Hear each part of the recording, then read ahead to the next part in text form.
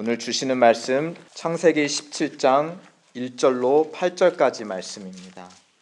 아브라함이 99세 때에 여호와께서 아브라함에게 나타나서 그에게 이르시되 나는 전능한 하나님이라 너는 내 앞에서 행하여 완전하라.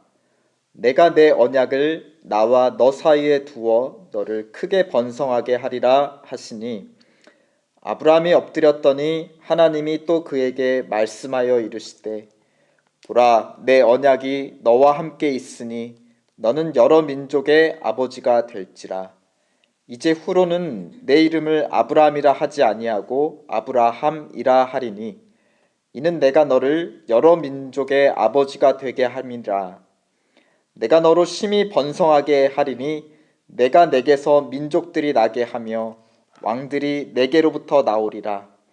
내가 내 언약을 나와 너 및 내 대대 후손 사이에 세워서 영원한 언약을 삼고 너와 내 후손의 하나님이 되리라. 내가 너와 내 후손에게 내가 거류하는 이 땅 곧 가나안 온 땅을 주어 영원한 기업이 되게 하고 나는 그들의 하나님이 되리라. 아멘. 오늘 본문 창세기 17장은 아브라함이 99세 때에 하면서 시작하고 있습니다. 이전 장 16장 16절은 하갈이 아브라함에게 이스마엘을 낳았을 때 아브라함이 86세였더라 하고 끝납니다. 그러니까 16장과 17장 그 행간 사이에 86살부터 99세까지 13년의 시간이 속절없이 흘러버렸습니다. 그런데 그 시간 동안 성취된 하나님의 약속은 1도 없습니다. 아브라함은 여전히 땅도 없고 그 땅을 유업으로 이을 후계자, 친자식도 없이 여전히 나그네로, 이민자로 살아가고 있습니다. 아브라함이라는 이름의 뜻은 존귀한 아버지, 높은 아버지, 더 쉽게 말하면 큰 아버지, 집안의 큰 아버지입니다. 그런데 시간이 갈수록 13년이란 시간이 흐른 후에도 그 이름과 그의 인생은 점점 멀어지고 있는 것을 우리는 보게 됩니다. 사람들이 봤을 때 야 저기 아브라함 지나간다 하면 어떻게 저도 모르게 피식하고 웃게 되는 상황들이 점점 많아지는 것이죠. 마치 전교 꼴찌 하는 학생 이름이 이수재인 경우인 것입니다. 그래서 오히려 이름과 인생이 너무 정반대이기 때문에 사람들이 이제 보면 아브라함을 보면서 저 이름 아브라함입니다 하면은 사람들이 저도 모르게 피식하고 웃게 되는 그런 상황들이 점점 많아진다는 것입니다. 그런 점점 더 암울해지는 현실 속에 하나님은 오늘 아브라함 앞에 나타나시고 자신을 이렇게 새롭게 처음으로 이런 식으로 계시를 하십니다. 1절에 보면 나는 전능한 하나님이라. 엘샤다이다. 이것도 약간 유머러스하죠. 지금까지 아브라함이 이 전능하신 하나님을 따라왔는데 그 이름과 정반대의 삶을 살고 있어요. 하나님이 좀 죄책감, 미안함을 가지고 계셔야 되는 상황인데도 나는 오히려 전능한 하나님이다 라고 계시하는 굉장히 유머러스한 상황들이 16장에 이어서 17장 초반부에 나타나고 있습니다. 거기에 더해서 5절에 보면 그 아브라함에게도 새로운 이름을 주시는데요. 바로 아브람이라 하지 말고 아브라함이라 하라. 그 뜻은 여러 민족의 아버지라는 뜻입니다. 이 점입가경입니다. 그렇죠. 아브라함과 살의 육신은 더 약해지고 현실은 더 암울해지는데 하나님은 더 비현실적인 이름 그리고 더 비현실적인 인생의 약속과 비전을 주고 계시기 때문입니다. 아마 주변 사람들이 이 새 이름을 들었으면 예전에는 좀 피식거리고 그냥 속으로 웃었을 텐데 아주 참지 못하고 웃게 되었을 것 같아요. 17장 17절에 보면 아브람 자신조차도 속으로 웃고 맙니다. 그런데 여기서 우리가 주목할 것은 새 이름을 주셨다. 새 이름을 주고 새 이름을 받는다. 이 관계는 어떤 관계인가요? 바로 아버지와 아들의 관계입니다. 우리에게 이름을 주는 분 아버지이시죠. 우리가 누구로부터 이름을 받았다라는 것은 또한 그분의 아들, 딸이라는 증거입니다. 그래서 그런지 오늘 본문의 1절부터 4절까지 가장 많이 자주 등장하는 단어가 있다면 언약입니다. 언약. 그렇죠. 언약의 관계, 바로 아버지와 아들의 관계라는 것입니다. 언약의 파트너로서, 언약의 자식으로서 하나님께서 아브라함에게 요구하시는 것은 단 한 가지예요. 1절에 보면 너는 내 앞에서 행하여 완전하라 라고 요구하십니다. 완전하라, 원문으로는 흠없으라 라는 뜻인데요. 주로 하나님 앞에 바치는 희생 제물에게 요구되는 상태입니다. 그러니까 찢어지거나 상하지 않은 온전한 완전한 상태, 그러니까 어떤 행위 자체보다는 그 모습을 주목하는 것입니다. 아브라함에게 요구하는 완전한 모습이란 무엇인가? 우리 15장 6절에 굉장히 중요한 하나님의 선언이 있는데요. 아브라함이 하나님을 믿음에 이를 그의 의로 여기셨더라 입니다. 행위로 의롭다 하신 것이 아니라 하나님의 약속을 믿음에 이것을 의로 여기셨다.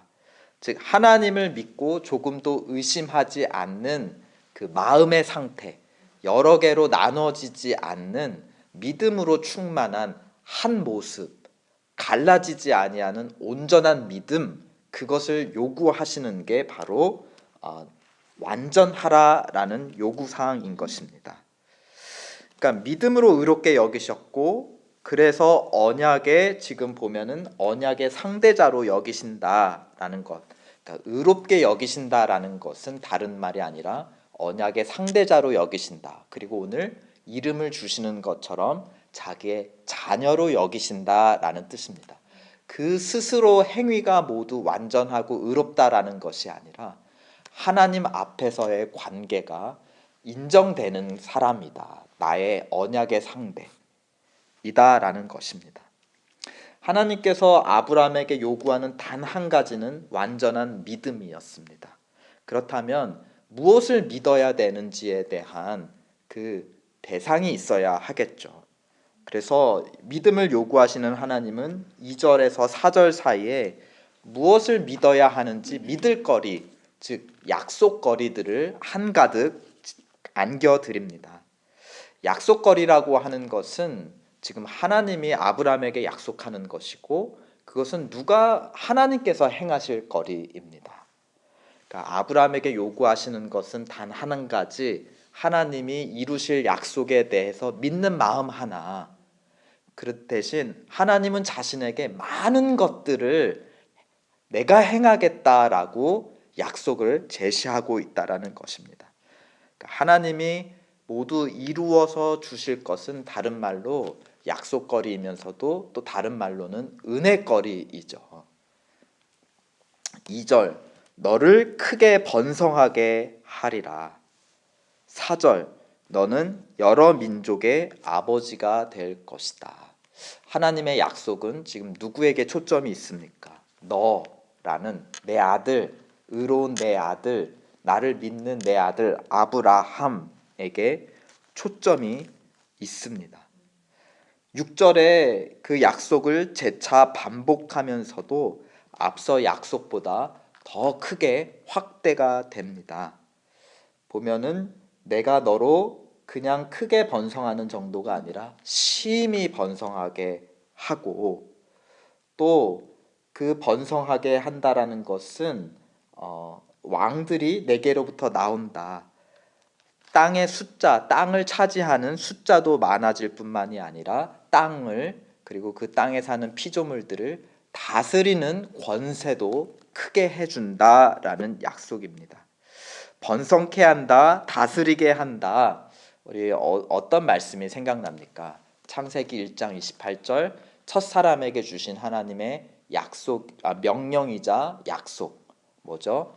땅에 충만하고 다스리라. 그러니까 하나님은 아브라함과 더불어 사라와 함께 더불어서 지금 새로운 인류를 시작하시려고 하는 겁니다. 그 새 인류는 어떤 인류입니까? 아브라함과 같이 하나님 앞에서 완전한 믿음으로 행하는 완전한 믿음의 존재들인 것입니다. 하나님은 이렇게 새로운 약속을 주신 후에 7절, 8절에 보면 옛 약속을 다시금 확인해 주세요. 어떤 약속이냐면 15장에서 하셨던 말씀, 아브라함의 혈통 자손 이스라엘에 대한 약속입니다. 구체적으로 8절에 보면 가나안 땅을 그들의 땅으로 주겠다라는 약속, 바로 15장에서 하셨던 약속입니다. 그러니까 오늘 보면은 하나님은 7절, 8절에 아브라함의 혈통 자손인 이스라엘을 향한 약속을 다시 확인하면서 더해서 어떤 새로운 약속을 주시는 거예요? 큰 너로 여러 민족의 그냥 너의 이스라엘 자손만의 아버지 조상이 아니라 여러 모든 민족의 아버지 하나님을 전적으로 신뢰하는 새로운 인류의 조상이 되게 하시겠다라는 새로운 약속을 얹어주시는 것입니다. 그러니까 13년 후에 지금 아브라함의 몸은 점점 약해졌어요. 그런데 하나님의 약속은 점점 어떻게 됐습니까? 더 커진 상황이에요. 그리고 그 커진 상황에 걸맞게 나는 전능하신 하나님이고 너는 여러 민족의 아버지가 될 거라는 그 계시와 약속을 주고 계시는 것입니다. 그러니까 하나님은 아브라함으로부터 시작해서 이스라엘 민족으로부터 해서 큰 민족을 여러 모든 민족을 하나님의 백성으로 삼으실 계획입니다. 또 이스라엘의 땅 가나안 땅으로부터 시작해서 온 땅을 하나님의 나라로 삼으실 계획을 지금 17장에서 밝히고 계시다는 것입니다. 그러니까 하나님은 아브라함의 몸이 전적으로 죽을 때까지 더 이상 이제 자연적으로 아들을 낳을 수 없는 몸 상태가 될 때까지 지금 13년을 추가적으로 더 기다리신 것이에요. 왜냐하면 그래야 하나님의 은혜가 전적인 은혜가 되는 것이고 그것을 믿을 때에 아브라함의 믿음도 전적인 믿음이 되기 때문입니다. 그래서 오늘 하나님이 엘샤다이다, 전능하신 하나님이시다라고 계시하고 계십니다. 13년 후에 지금 로마서 오늘 내일 우리가 받을 본문에서도 그 하나님을 이렇게 표현하고 있습니다. 그가 믿은 바 하나님은 전능하신 하나님인데 어떤 전능하신 하나님이냐? 죽은 자를 살리시며 없는 자를 있는 것으로 부르시는 창조주 전능의 하나님이시다. 그러니까 지금 아브라함이 99세나 되어서 죽은 몸과 같을 때에 하나님은 전능하신 하나님. 무슨 의미입니까? 죽은 아브라함으로부터 산 이삭을 나오게 하시는 분, 그리고 지금 더 이상 죽은 것 같은 아브라함이 아브라함으로 높여지는 그것을 가능케 하시는 전능하신 하나님이라는 것입니다. 우리가 죽어 아무것도 못할 때에 하나님의 은혜가 완전해집니다. 하나님의 은혜가 완전해질 때 우리의 믿음도 완전해지는 것입니다.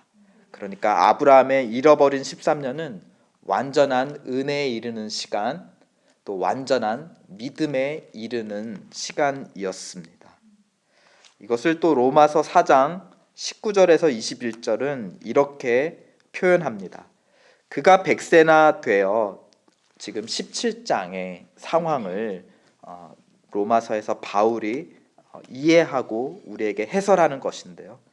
그가 100세나 되어 자기 몸이 죽은 것 같고 사라의 태가 죽은 것 같음을 알고도 믿음이 약하여지지 아니하고 믿음이 없어 하나님의 약속을 의심하지 않고 믿음으로 견고하여져서 하나님께 영광을 돌리며 약속하신 그것을 또한 능히 이루실 줄을 확신하였다.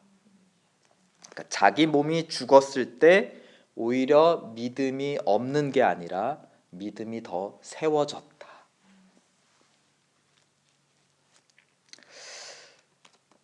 완전한 은혜에 이를 때, 완전한 믿음에 이를 때는 언제일까요? 우리가 완전히 죽을 때일 것입니다. 이것은 우리에게 죽음에 대한 새로운 이해를 가져다 줘요. 죽을 때 우리는 비로소 완전한 은혜에 이를 수 있다. 완전한 믿음에 이를 수 있다. 오늘 하루도 우리는 죽음을 향해 가까이 갑니다. 또 일주일, 한 달, 우리의 시간이 뭔가 이루어지는 것 없이 허무한 시간일 수 있어. 그냥 16장에서 17장, 16장에서 17장 1절 그 사이에 그냥 아무것도 이루어지지 않는 행간의 13년, 또 침묵의 하루, 침묵의 일주일, 침묵의 한 달, 침묵의 1년이 될 수 있습니다.